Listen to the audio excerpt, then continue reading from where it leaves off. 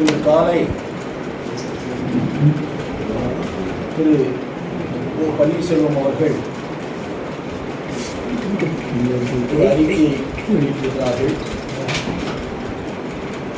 அந்த அறிக்கையில் புரட்சித் தலைவருடைய பாடல்களையும் காட்டி ஒற்றுமையோடு நாம் இணைவோம், எந்த தியாகத்திற்கும் தயாராகும் என்று அறிக்கை கொடுத்து எந்த விதமான தார்மீக உரிமையும் திரு ஓ பன்னீர்செல்வம் அவர்களுக்கு இல்லை. அதற்கு காரணம்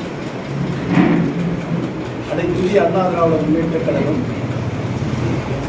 பல்வேறு சோதனைகளை சந்தித்த பொழுது அந்த சோதனைகளில் முக்கிய கருவாக இருந்து அந்த இயக்கத்திற்கு சோதனை கொடுத்தவர்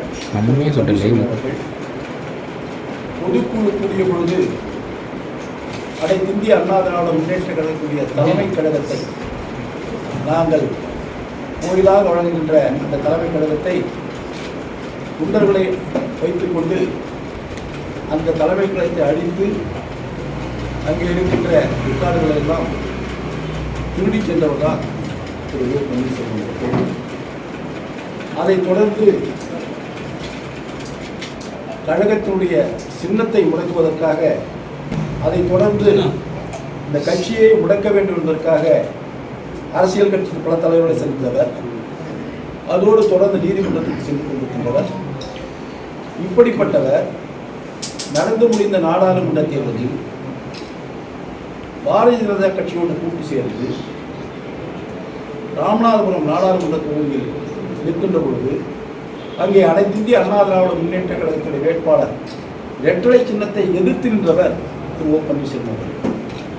இரட்டை சின்னத்தை முடக்க வேண்டும் என்று முயற்சி செய்தவர் ஓ பன்னீர்செல்வம் அவர்கள். அதே பன்னீர்செல்வம் தேர்தல் களத்திலே இரட்டை சின்னத்தை எதிர்த்து நின்றவர். இவருக்கு எந்த வகையில் அனைத்திந்திய அண்ணா திராவிட முன்னேற்ற கழக தொண்டர்களை அனுப்பதற்கு உரிமை இருக்கிறது என்று நான் கேட்கிறேன்.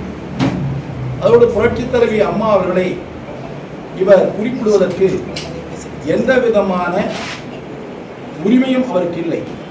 காரணம், புரட்சித் தலைவி அம்மா அவர்களை பாரதிய ஜனதா கட்சியுடைய மாநில தலைவர் திரு அண்ணாமலை அவர்கள் மிக கடுமையாக விமர்சனம் செய்தார்கள்.